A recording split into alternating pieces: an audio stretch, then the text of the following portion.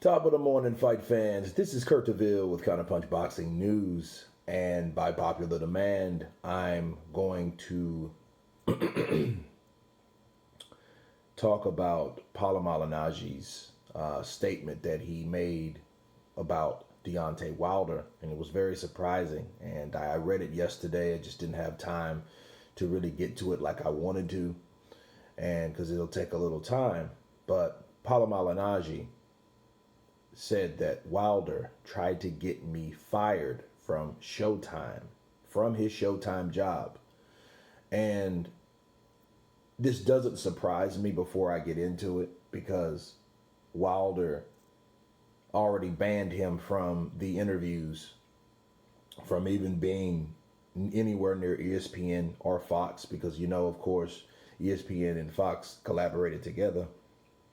And Deontay Wilder specifically said that banned Paulie Malignaggi anywhere near that studio or wherever they were having those interviews. Okay, so he purposely did that to keep him away. But anyway, let me go into what Paulie Malignaggi said. He says, you fast forward to after this fight, again, just like the first fight where you said you got robbed and everybody's cheering you on that you got robbed. Now you're saying after this fight, yo, the thing was heavy, man. That outfit was heavy. Not one of your team had the balls to say anything about it. I always had my best friend around me. He was always real. He would be like, yo, bro, shut the F up. What are you saying? What are you saying right now? You know what I mean? And as a best friend, you're not going to throw him out of your circle just for being honest. You always need that real guy, at least that one real guy, okay? Because he says, because if everybody's just agreeing with you, a bunch of yes men, and you start to lose track of reality, you lose track of reality. And I feel like Deontay Wilder putting on that excuse is just another sign, another clue to say there is too many yes men around this guy. Paulie has a good point because I don't really see anybody else. I mean, we're hearing experts like Larry Holmes, George Foreman. Of course, we have Stephen A. Smith, Teddy Atlas. A lot of different people mentioned that, even Kenny Bayless himself, which was the third man in the ring, and he's mentioned, he was going to stop the fight if it didn't happen. The first thing, they blamed Mark Breland. And Mark Breland was that one guy that decided, instead of, hey, let me watch this guy get beat, get damaged for a paycheck. I care for this guy, so let me stop this guy from being beat. Okay, the way he was getting beat. And he did so. Everybody blamed him at first. Okay. Now, you had, JD he was like, oh, we didn't want that to happen. Well, that just shows you that you didn't care for this man anyway, like you supposed to. And first of all, let me explain to you guys what yes men are. Yes men are those type of people that tell you whatever you want to hear so you can be comfortable. Not if that is something that needs to be addressed. That's not their objective. A yes man will tell you whatever they need to tell you so they can get or continue to get paid. See, JD is just getting paid. Mark Breland's getting paid. Okay.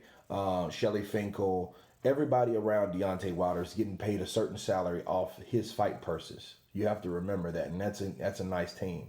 He has this, his good friend with him he grew up with was going to be a school to him too. The guy you always see him with.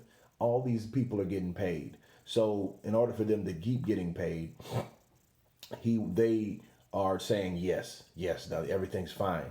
They don't want to be that disturbance or that distraction from their mindset. And you can tell if they don't have constructive criticism at all, if they never told this man, like, you know what, I think you do need to stay on these pads. You know what, I think you do need to work on cardio because this might be a tough fight. You can tell they never done that. And Deontay Wilder himself confirmed that because he said, I get away with a lot of things. I was allowed not to do certain things in my camp. So that if you knew that, that means these people are not even forcing you. That means you have a bunch of yes men. You know, like JD is, he looks like a yes man. You know what Deontay Wilder has? He has a hype crew. That's where most of his fans come from. They're hype guys. And then you wonder why these pay-per-view sales are not like Tyson's or Lennox Lewis's or Evander Holyfield's, because in these days, most of Deontay Wilder fans are really ignorant, for one. For two, they're casuals. And casuals meaning they don't really follow boxing to know who else is out there. They're just looking at a record, a fabricated one at that, and then they run with it. They did the same with Mayweather. The only difference with Mayweather knew what he was doing, and Mayweather trained his ass off, and no one had to tell him to do that. He had his own self-motivating mind. Deontay Wilder doesn't. Deontay Wilder believed the hype of everybody around him. He did that. That's exactly what he did. He listened. Yes, Deontay. Yes, Deontay. Shelly Finkel. Okay? And let me add this. The only breach of that person not being like that is no longer with him. And you know who that person is? Lou DiBella. See, Lou DiBella found out the hard way. Hey, you say you want this Joshua fight. We're going to get you the Joshua fight. In fact, we're going to get you a 9-figure fight with Joshua, or fights with Joshua. And I'm going to make that happen for you because I told you I would. And when he did, what did they do?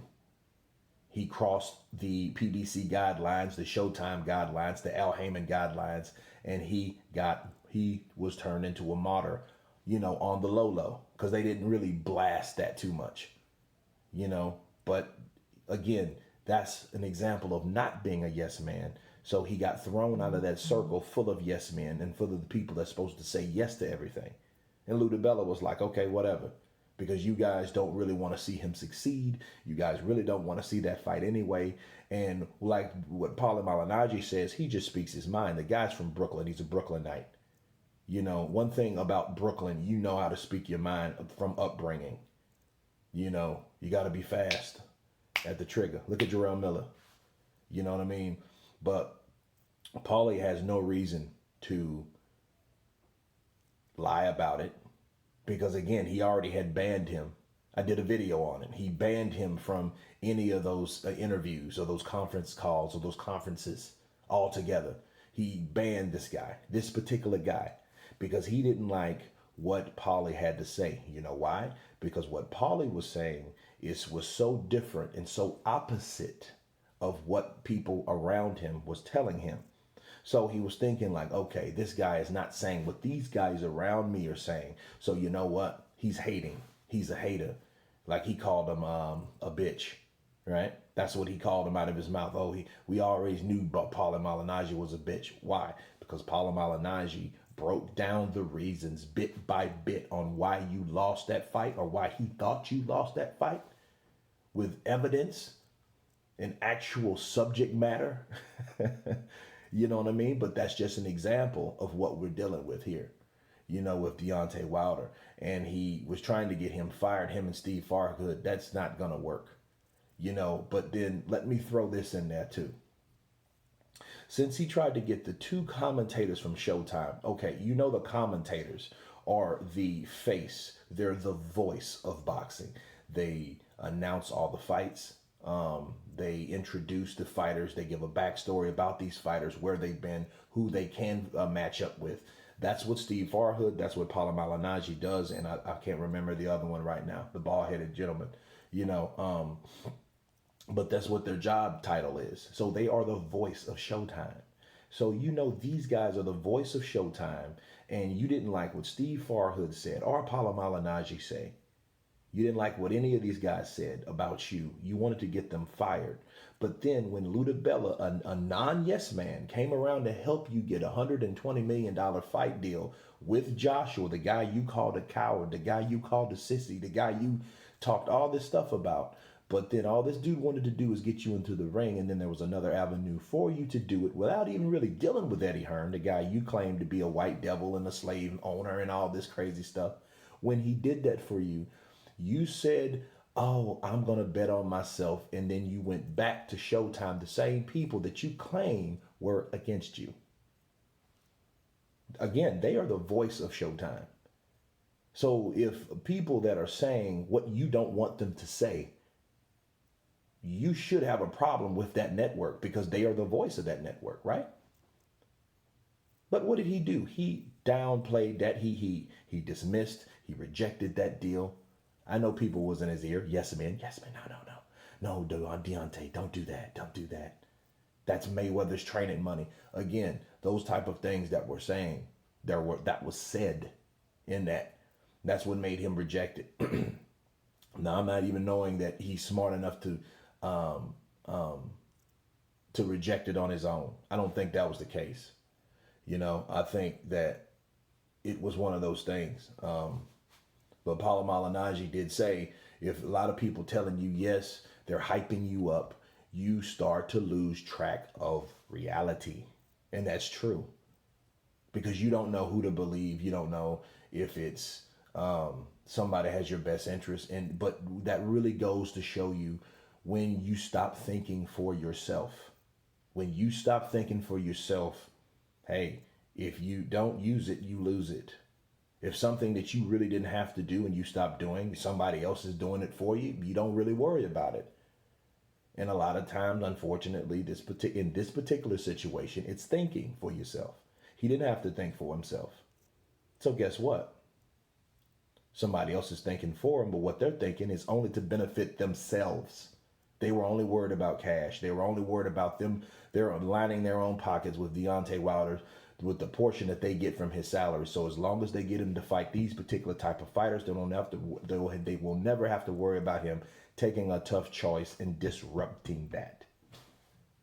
Now in their mind, they're thinking, okay, well, maybe it's time to cash out. Let's put him in there with these tough guys. He may or may not be able to handle them. More than likely not. We haven't never trained him to really handle these tough fights. So now it comes down to reality. And the reality has hit the people that was hiding him from reality, telling him yes. So that's what we're dealing with at this point. And Deontay Wilder, I think he really needs to separate himself from people that are the yes men. I think he needs to read this article from Paulie Malignaggi.